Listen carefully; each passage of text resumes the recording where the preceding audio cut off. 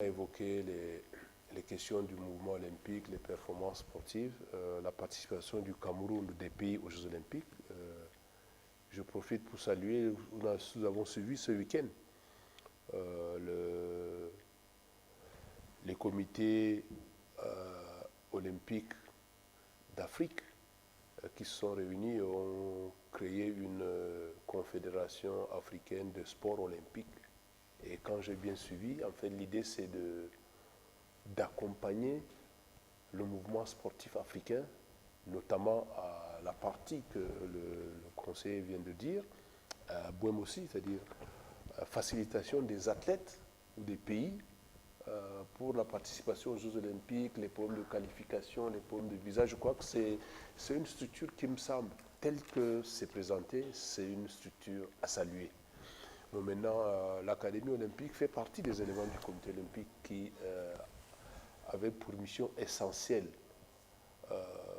accompagner les athlètes sur les questions des valeurs olympiques, les athlètes, les encadreurs, parce que nous savons,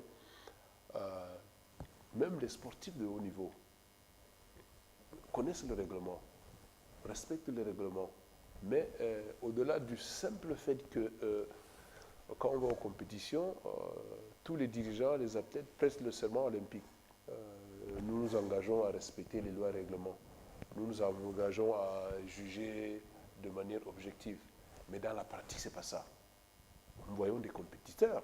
Vous avez souvent vu en compétition de boxe, un boxeur qui mord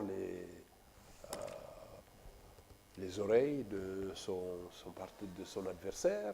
On voit entre les enfants qui, parce qu'ils ont perdu, commencent à pleurer, qui ont des coups de poing. En fait, c'est pour compléter le règlement sportif par les valeurs sportives, par les valeurs de l'humanité.